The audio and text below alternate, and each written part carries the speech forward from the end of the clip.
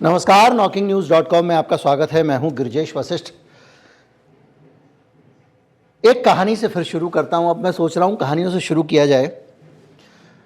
पापा ने बड़े भैया को 100 रुपये दिए कि जाओ और अपने सभी भाइयों को कुछ टॉफ़ी वॉफ़ी दिला देना।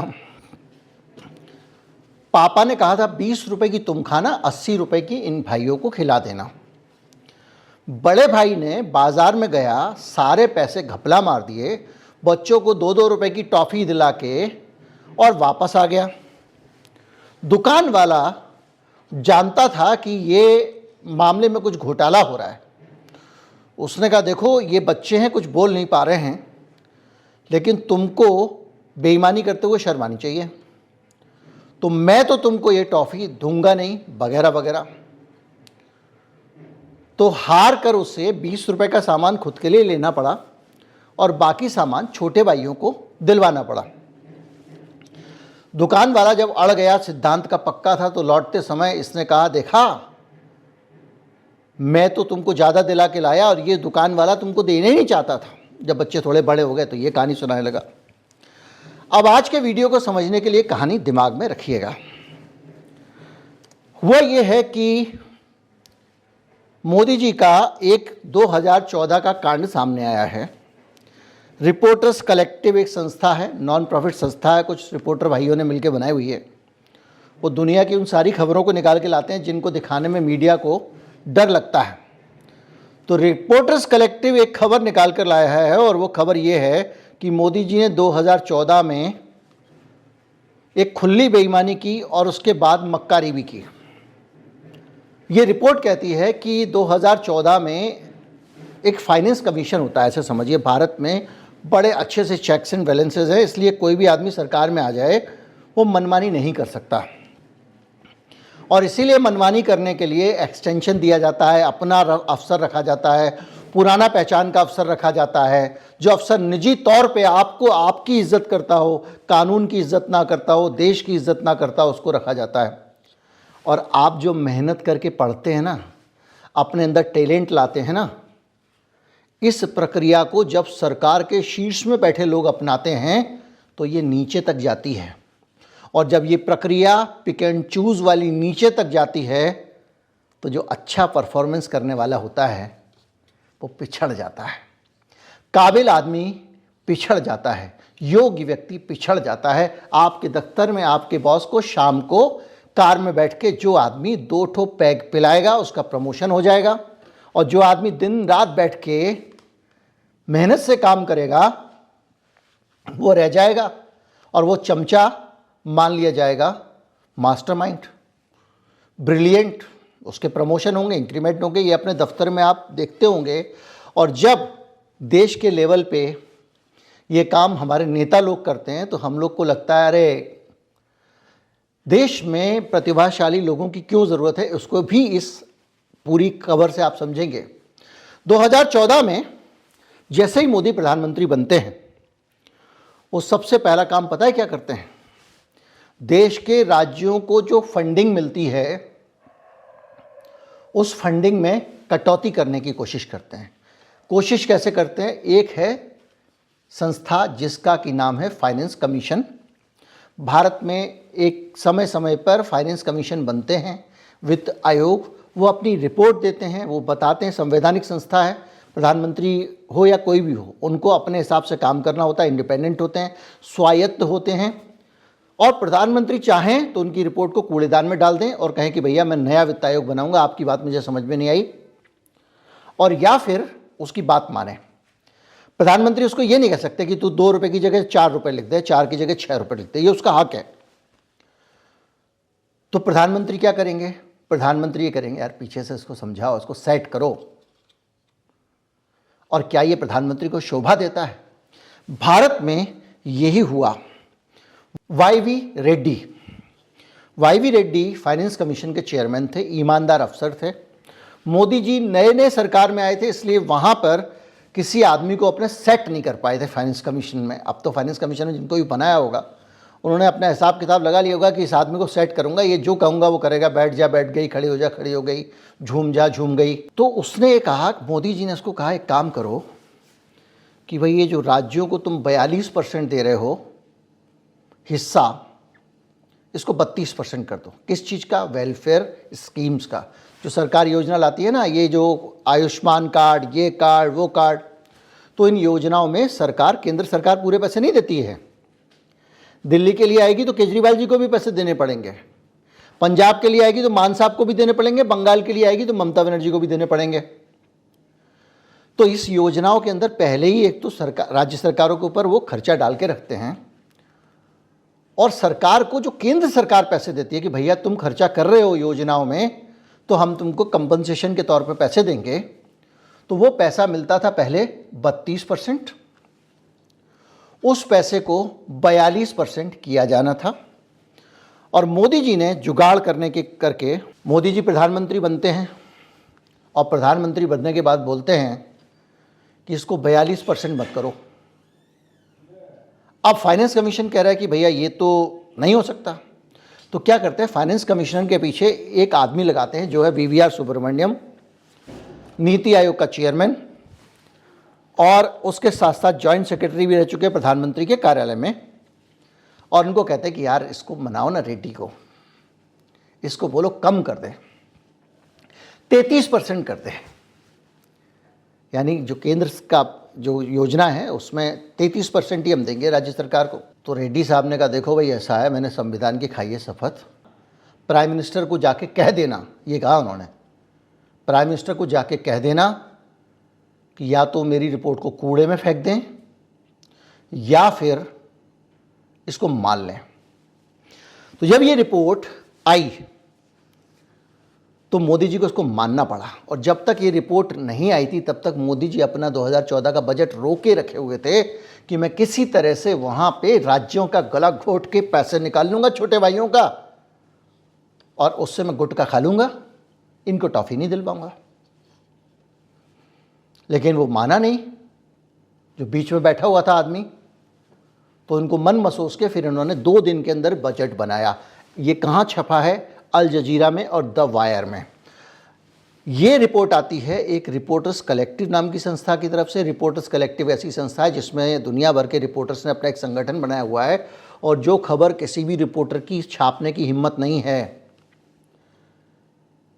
हमारे राम आएंगे लिख के जो इंडिया टुडे होर्डिंग लगाता है उससे छापने की उम्मीद मत करो। लेकिन उसके अंदर जो रिपोर्टर हैं, कई बार बड़े बड़े नाम, सुधीर चौधरी जैसे लोग जो स्क्रीन पे आरती उतार रहे हैं, वो भी धीरे से एक रिपोर्ट अगर आती है अच्छी रिपोर्ट तो पास कर देते हैं, भैया तेरे को छापना छाप ले, रिपोर्ट दमदार है, मैं तो नहीं छाप पाऊंगा, मुझे तो आरती उतारनी है।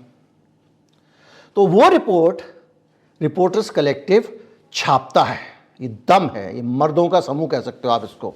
हालांकि जब मर्दों का समूह कहें तो उसके पीछे एक थोड़ी सी जेंडर इनइक्वालिटी की भावना आती है। तो ये रिपोर्ट उन्होंने छाप दी है। इस रिपोर्ट में को उन्होंने जब छापा है तो उसके बीच में इस रिपोर्ट को किसके हवाले से छापा है? तो इस रिपोर्ट को छापा गया है बीवीआर सुब्रमण्यम के हवाले से, उस आदमी के हवाले से जिसके जरिए प्रधानमंत्री मोदी बार बार रेड्डी साहब को संदेश भिजवा रहे थे, रेड्डी उनको बोलो ना यार, उनको बोलो ना यार, उनको बोलो ना यार। उस आदमी ने ये जानकारी दी है। मोदी जी का खास रहा है, नीति आयोग का चेयरमैन रहा है, और रिपोर्टर्स कलेक्टिव का दावा है कि इसने इंडिपेंडेंटली भी उन चीज़ों की जांच की है। और जहां पर ये यूट्यूब पर एक वीडियो था जिसके ज़रिए ये कहानी की पोल पट्टी खुलती थी, जैसे ही अल जजीरा ने एक लेटर लिखा प्रधानमंत्री को कि अपना पक्ष बताइए, यूट्यूब से वो वीडियो उड़वा दिया गया। अब आप कहेंगे कि मोदी जी चाहते होंगे कि भाई लोगों, राज्यों को कम बजट मिले, तो यही मोदी जी 2014 के चुनाव से पहले कोऑपरेटिव फेडरलिज्म का ड्रामा करते थे और ये मांग करते थे कि राज्यों को 50% दिया जाए बजट। जो मोदी 50% बजट मांगता था राज्यों के लिए केंद्र की कल्याणकारी योजनाओं में से, इस रिपोर्ट के मुताबिक उस मोदी ने उस बजट को काटकर जब 42% मिल रहा था तो उसको भी 33% कराने की कोशिश की। इसमें आप देखिए कि किस तरह का छल छंद और फरेब एक सत्ता शाह कर सकता है। इस देश का राजा इस मामले में प्रधानमंत्री कर रहा है। मुखिया मुख सो चाहिए, मंदिर की स्थापना हो रही है ना, गोस्वामी तुलसीदास जी लिखे गए हैं, मुखिया मुख सो चाहिए, खान पान को एक, पाले पोसे सकल अंग, तुलसी सहित विवेक। ये राज्यों का हिस्सा मार रहे थे। और सुनिए, 2 दिन के अंदर बजट तैयार हुआ और जब बजट पेश किया गया संसद में तो मोदी जी की भाषा आपको शर्म आएगी, जिस पे आप गर्व करते हैं। उनको नहीं आएगी जिनको लगता पान खाए सही है। हमारा नंदू व्हाट्सएप ग्रुप वाला भी नहीं समझेगा इस बात को।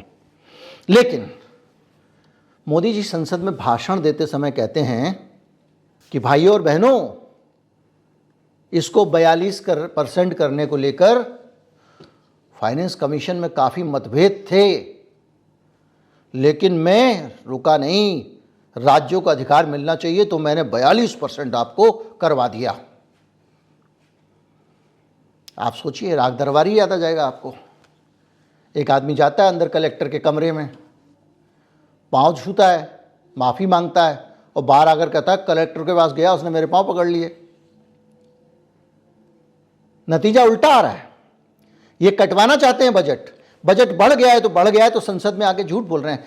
क्या ये किसी भी एक बड़े स्तर के नेता को शोभा देता है? ऐसा विश्व में आपने कभी सुना है? भारत को छोड़ दीजिए, दुनिया में कभी कहीं प्रधानमंत्री कद के नेता को ये सब कहते हुए सुना है? और जब ये सब करवाना होता है तो इसीलिए क्या करते हैं, अपना आदमी बिठाते हैं। इसलिए मध्य प्रदेश में शिवराज सिंह नहीं चाहिए, चू चौपड़ करेगा। इसलिए वसुंधरा नहीं चाहिए राजस्थान में, आप समझ रहे हैं? और इसीलिए काबिल लोगों के साथ में अन्याय होता है, इसीलिए फेवरिटिज्म बढ़ता है और इसीलिए अनुकूल लोग बैठते हैं। और मोदी जी लगातार राज्यों की जेब काटते रहे हैं, उनका बजट काटते रहे हैं। ये अल जजीरा का एक जीएसटी कंपनसेशन का डाटा है। तो जीएसटी कंपनसेशन स्कीम क्या थी, मैंने पूरा इस पर वीडियो बनाया था। इस स्कीम में ये था कि जब ये जीएसटी लेकर आए तो इन्होंने कहा कि भैया, राज्यों ने कहा कि ठीक है आप जीएसटी लेकर आ रहे हो, लेकिन कल के दिन आपने अगर जीएसटी से, भैया अभी तो हमारा जो भी हम वैट ले रहे हैं इससे हमारी कमाई होती है ज़्यादा, अब बाद में अगर जीएसटी से कम हुई तो क्या करोगे?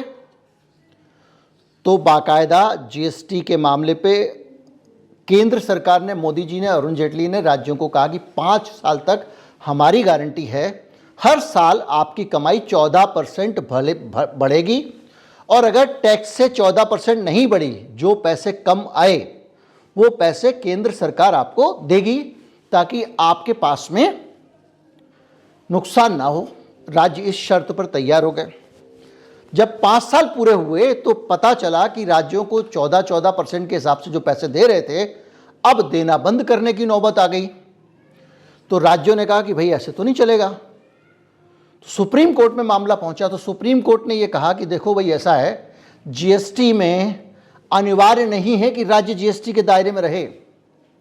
ये दोनों के, राज्य और केंद्र के आपसी सहमति से ही जीएसटी चलेगा। अगर जीएसटी में राज्य रहना नहीं चाहते हैं तो संविधान के अनुसार वो स्वतंत्र हैं। तो मोदी सरकार को लगा कि जीएसटी तो गया।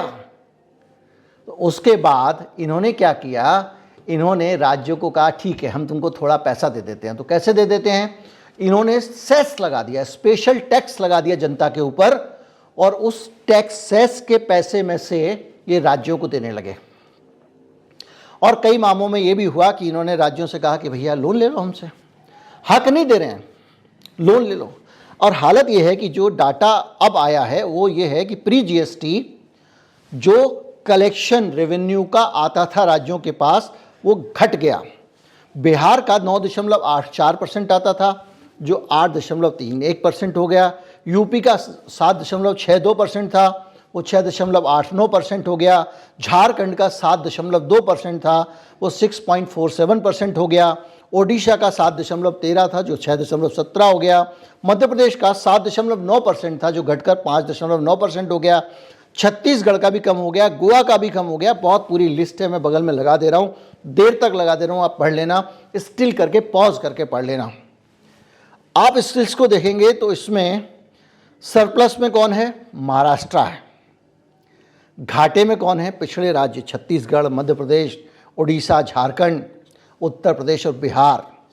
यानी इन राज्यों को जीएसटी आने से पहले जो अपना कलेक्शन मिलता था, पैसा मिलता था, वो पैसा भी मिलना बंद हो गया।